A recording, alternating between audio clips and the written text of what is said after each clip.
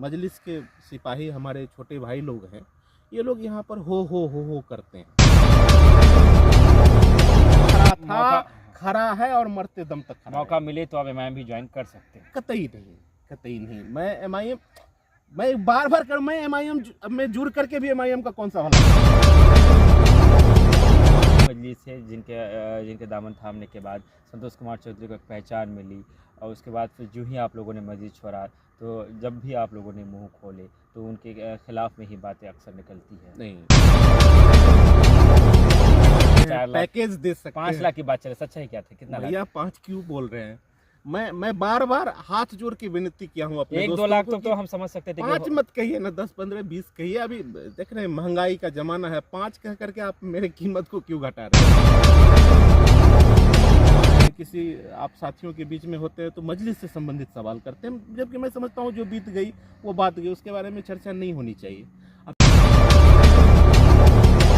आप साहब ठेकेदारों से हिसाब कैसे लेंगे अगर आप 500,000 रुपया में अपने आप को वहाँ सरेंडर कर देंगे? लालच के वजह से थे, कुछ बातों को इच्छा रही होगी आपकी, वो तो रहने के बदले सैलरी मिलता होगा आपको, या फिर कोई काम का लालच दिया होगा, या कोई व्यक्तिगत फायदे होंगे आपको, कहीं वजह हो सकते हैं। जी। उसके लिए जो बड़े भाई है जनाब अख्तरुल ईमान साहब, उनसे एक बार सवाल कर लीजिएगा कि संतोष चौधरी को तो बेहतर आप ही बता पाएंगे। नहीं, मैं अपने से बताऊंगा तो मैं उतना, अगर सही बात बता दूं तो मेरी कीमत घट जाएगी, मैं अगर बढ़ा चढ़ा कर बोल दूं तो झूठ हो जाएगा। कीमत कितनी है आपकी? अपना आंख और कान खुला रखा हूँ, सबको जज कर रहा हूँ, पहचान कर रहा हूँ। जब तक मन लग रहा है यहाँ हूँ, जिस दिन मन करेगा तो इधर एमआईएम में रहे, कांग्रेस में रहे, लेकिन दिल उनका आरएसएस वाला है। आरएसएस, अगर आपको संतोष चौधरी जैसे दिल वाला लगता है तो आपको आरएसएस का सम्मान करना चाहिए। आदाब, मैं रमीज रेजा, आप देख रहे हैं the Gagan top. The Gagan top में हम दूसरी दफ़ा इंटरव्यू लेने जा रहे हैं और संतोष कुमार चौधरी हमारे साथ है, और राजनीतिक चीज़ों की गतिविधियों में ये बढ़ चढ़ कर हिस्सा भी लेते हैं। आप दिल थाम कर बैठे रहे, कई सारे सवालात हैं जिनके जवाब आज आपको मिलने वाले। सबसे पहले आपका वेलकम, हमारे इस नए चैनल में आपका स्वागत है। बहुत बहुत शुक्रिया। मेरे लिए तो बड़ी खुशी की बात है कि आपने नया चैनल स्टार्ट किया है, और हमारी दुआएं हैं कि ये चैनल फूले फले और बहुत आगे तक जाए। सबसे पहले पैक्स का चुनाव है सामने में, और उसको लेकर अलग अलग जो लोग हैं, जो प्रत्याशी के रूप में चेयरमैन को लेकर, वो लोग अपने अपने अब तैयारी में जुटे हुए हैं। क्या कहना चाहेंगे इसको? पैक्स चुनाव बड़ा अहम चुनाव है। इससे क्या होता है कि सीधे तौर पर किसान इसमें प्रभावित होते हैं, इसके खाद बीज वगैरह की सुविधाएं हैं, लेकिन अन्य विभागों के तरह इसमें भी बहुत सारी अनियमितताएं हैं। और चूँकि अभी बहुत पुराना ये है नहीं, अभी शुरू हुआ है, इसमें बहुत सारे संशोधन की आवश्यकता है। मैं समझता हूँ कि ये जो वोटर लिस्ट वगैरह में जो नाम जोड़ते हैं पैक्स अध्यक्ष लोग, तो ये लोग अपने मन से, अपने हिसाब से लोगों को जोड़ लेते हैं। अभी हमारे दिघलबैंक प्रखंड की बहुत सारी इस तरह के मसले आए हैं, जिसमें कि कम एज के बच्चों का नाम चढ़ा दिया गया है, जो जिंदा वोटर्स हैं उनको मुर्दा दिखाया गया है, हटा दिया गया है, और बहुत तरह की अनियमितताएँ हैं। मैं समझता हूँ कि धीरे धीरे इसमें सुधार होना चाहिए, और सभी लोगों को, खास करके किसानों को आगे बढ़ चढ़ करके इसमें सहयोग करना चाहिए। और ये मत देखिए कि आपका नाम किसने जोड़ा है, आप ये देखिए कि कौन उम्मीदवार बेहतर है जो किसानों के लिए रहे, किसानों के लिए की सहायतार्थ हमेशा खड़े रहे। 2025 में विधानसभा का चुनाव होना है, उसमें तमाम तर पार्टियाँ अपने स्तर से मेहनत करेगी। क्या लगता है आपको, किशनगंज की अगर हम चारों सीट का बात करें, चारों सीट की अगर हम बात करें, तो इसमें क्या लगता है आपका, क्या समीकरण क्या बैठता है, चूँकि लगातार जनता के बीच आप बने रहते हैं? फिलहाल तो समझ में नहीं आ रही रमेश भाई, चूँकि जो मेरे हिसाब से महागठबंधन के सारे सीट हैं, और महागठबंधन के प्रत्याशी बहुत, मैं समझता हूं कि और बेहतर तरीके से जीत करके आएंगे, क्योंकि सारे लोगों ने अच्छा काम किया है। अभी आप देखिए कि हमारे नेताओं ने, जो महागठबंधन के विधायकगण हैं, अभी जितने सड़क है वो सब का शिलान्यास करने लगे हैं, और भी बहुत सारा काम है जो इन लोगों ने किया है। तो जाहिर सी बात है कि इसका फल मिलेगा। और सारे सीटों को महागठबंधन की सीट हम नहीं बोल सकते हैं, क्योंकि बहादुरगंज कोचाधामन में मजलिस को जीत मिली थी। हालांकि इन लोगों ने जीत किनको मिली थी ये मायने नहीं रखता है, जो जीता वही सिकंदर। अभी फ़िलहाल कौन जीत गया? अभी जिनके पाले में जो है आप क्रेडिट उनको दीजिए। हाँ, पब्लिक पार्टी देख कर के वोट की थी या प्रत्याशी को देखकर, ये आने वाले चुनाव में समझ में आ जाएगा। अभी तो फिलहाल इसके बारे में हम नहीं कह सकते। हम ये कह सकते हैं कि महागठबंधन के नेता के तौर पर सबों ने मेहनत किया है और मैं समझता हूँ कि आने वाले समय में सभी प्रत्याशी फिर से जीत करके आएंगे। हाँ, एक सवाल है कि आपका पोस्ट देखा था मैंने कुछ दिन पहले, आपने लिखा था कि इम्तियाज़ जलील जैसे जो कि ऑल इंडिया मजलिस इत्तेहादुल मुस्लिमीन के कद्दावर नेताओं में इनकी गिनती होती है, आपने उनके समर्थन में पोस्ट किया था, जबकि कांग्रेस के एक पद में भी है आप प्रवक्ता, ऐसा कुछ है आप शायद मेरी नहीं नहीं, प्रवक्ता नहीं हूँ मैं मीडिया चलिए देखता जो हूँ। भी है, और तो मैंने एक जिम्मेदारी पद पर हाँ, है और बिल्कुल है, बिल्कुल। कांग्रेस में सक्रिय है, लेकिन उसके बावजूद भी एमआईएम के लीडर के लिए वोट की अपील करना, उनको जिताने के लिए कहीं ना कहीं ये दोहरा चरित्र जो आपका है वो लोगों को दिख रहा है। देखिए रमेश भाई, मैं नेता नहीं हूँ और राजनीति में तरह तरह के लोग आते हैं। अन्य पार्टियों में भी कुछ नेता ऐसे होते हैं जो अच्छा काम करते हैं और आप पार्टी से इतर भी आपके अपने कुछ व्यक्तिगत बातें होती है कि आप किसको पसंद करते हैं। मैं कांग्रेस में हूँ, मुझे ज़रूरी नहीं है कि अन्य पार्टियों के नेता पसंद नहीं आए होंगे। मैंने ये नहीं कहा कि सारे लोग उनको सपोर्ट करिए, समर्थन करिए, या मैं बिहार में रह करके महाराष्ट्र में किसी नेता को जितवा दूंगा, ये बात नहीं थी। मेरी मंशा ये थी नहीं। एक्चुअली मैं ये बताना चाह रहा था, हमारे क्षेत्र के जो हमारे मजलिस के सिपाही, हमारे छोटे भाई लोग हैं, ये लोग यहाँ पर हो करते हैं।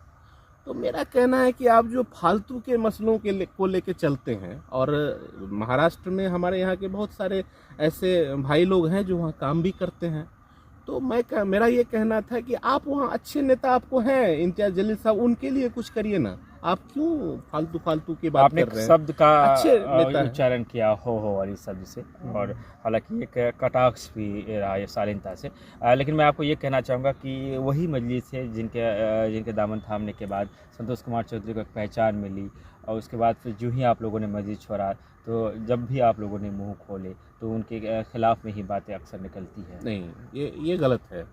मैंने मजलिस, देखिए मेरा किसी से जाति दुश्मनी नहीं है। मैं मजलिस के खिलाफ हूँ या मैं किसी नेता के खिलाफ हूँ, ऐसी बात नहीं है। मैं उस विधि के खिलाफ हूँ, मैं उस नीयत के खिलाफ हूँ जो राजनीति को व्यापार समझती है। मैं उस नीयत का हमेशा विरोध करता आया हूँ। आप कहेंगे कि देखिए क्या होता है, मैं सबसे पहले तो ये बताना चाहता हूँ कि हम लोग पता नहीं क्यों बार बार जब भी किसी आप साथियों के बीच में होते हैं तो मजलिस से संबंधित सवाल करते हैं, जबकि मैं समझता हूँ जो बीत गई वो बात गई, उसके बारे में चर्चा नहीं होनी चाहिए। अब चूंकि आपने पूछ दिया है तो मुझे बताना पड़ेगा। देखिए, मजलिस से दुश्मनी नहीं है, नेताओं से दुश्मनी नहीं है।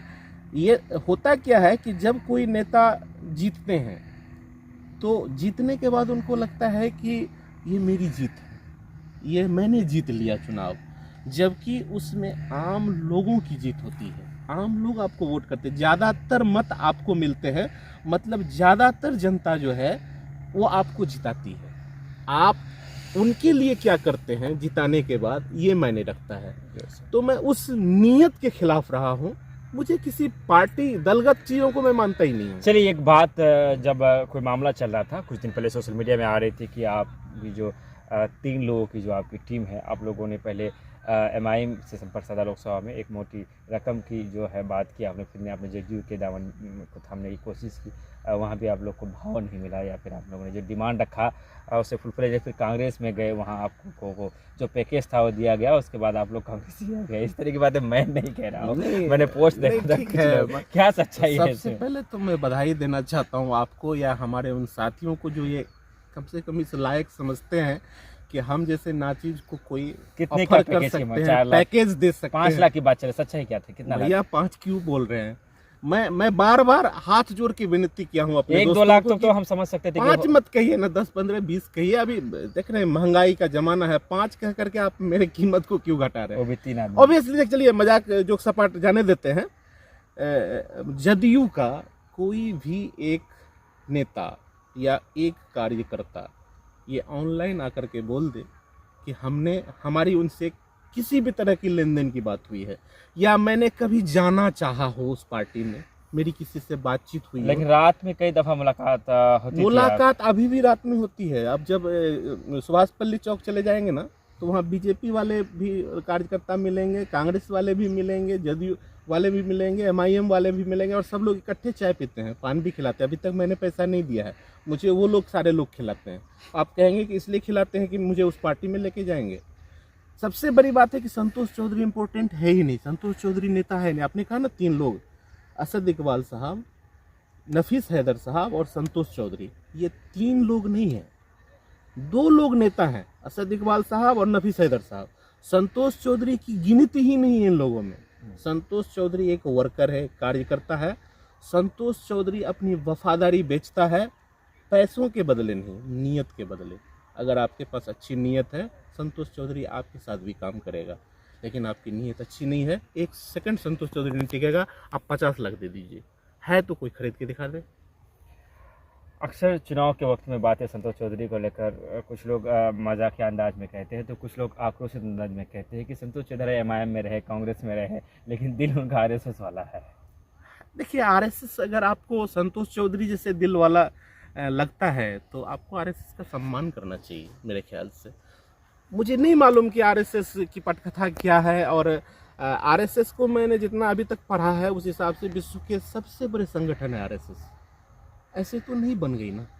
ठीक है, हम विचारधारा हमारी मिलती नहीं है, वो हिंदुत्ववादी, मेरा उनसे अगर कोई विरोध है तो सिर्फ इस बात को है कि हिंदुस्तान में रह करके आप सिर्फ हिंदुओं की बात नहीं कर सकते, आपको हिंदुस्तानियों की बात करनी होगी। तो हिंदुस्तान में रहकर इसके मुसलमानों की अलावा बात, हिंदुस्तान में रहकर मुसलमानों की सिर्फ बात वो कर सकते हैं? नहीं, मैं मजलिस में भी था तो मैं इस बात को मानता ही नहीं था। देखिए, सब यही चीज़ समझनी पड़ेगी कि संतोष चौधरी MIM में क्यों था। अगर संतोष चौधरी को ये लगता है कि मुसलमानों की पार्टी है, तो संतोष चौधरी नहीं होता ना।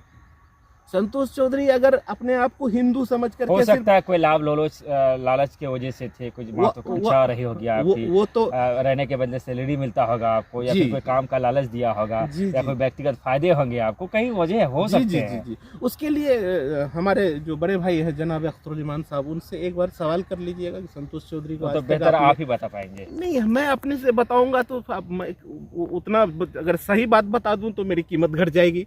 मैं अगर बढ़ा चढ़ा कर बोल दूं तो झूठ हो जाएगा। कीमत कितनी है आपकी? बोला ना, नियत। अगर आपकी नियत अच्छी है, संतोष चौधरी आपका शौचालय तक साफ कर सकता है। ठाकुरगंज विधानसभा पे हम आते हैं। मौजूदा विधायक सौद असरार नदवी साहब अभी जो है काबिज है, RJD के से वो विधायक है, गठबंधन में आप लोग हैं। आप खुद दिगल बैंक से हैं, और क्या लगता है उनके कार्यकाल से संतुष्ट हैं आप? आने वाले चुनाव में उनका साथ दे पाएंगे? उतना काम कर चुके हैं वो?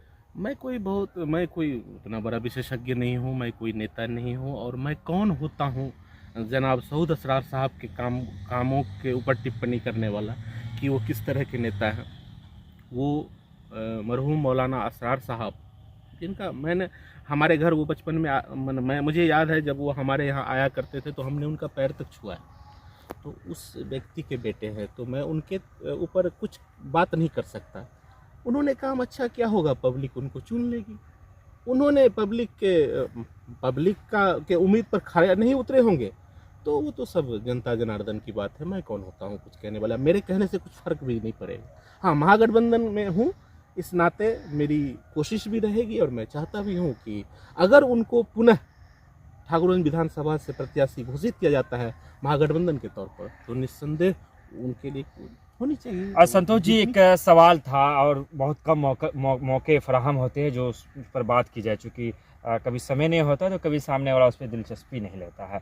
आज काम तो होते हैं, लेकिन आप खास करके जो बाहरी ठेकेदार हैं हमारे, जो दूर दराज से आते हैं, अगर आप उनसे उनका एस्टीमेट मांग लें या उनसे उनकी कामों की गुणवत्ता को जो आप देखेंगे, सड़क तो बन रही है, पुल तो बन रहे हैं, लेकिन उसमें गुणवत्ता नहीं होता है। आप मौजूदा सांसद के साथ रहते हैं, और आप लोग इस बात को फैलाने की कोशिश भी करते हैं, और कुछ हद तक कामयाब भी होते हैं कि हमारा जो सांसद है वो पूरा नेट एंड क्लीन है, तो चलिए ठीक है, और लोग भी नहीं करते हैं, मैं वो नहीं, लेकिन आप चूँकि साफ़ है, आपको लोग ईमानदार मानते हैं, तो कभी मैंने नहीं देखा है जैसे संतोष चौधरी बहुत सारी चीज़ों पर आप बात करते हैं इधर उधर, लेकिन कभी किसी गुणवत्ता, किसी अनियमितता के खिलाफ मैंने परखड़ तरीके से बोलते हुए, आवाज़ उठाते हुए, उसके लिए लड़ते हुए मैंने संतोष को भी नहीं देखा आज तक।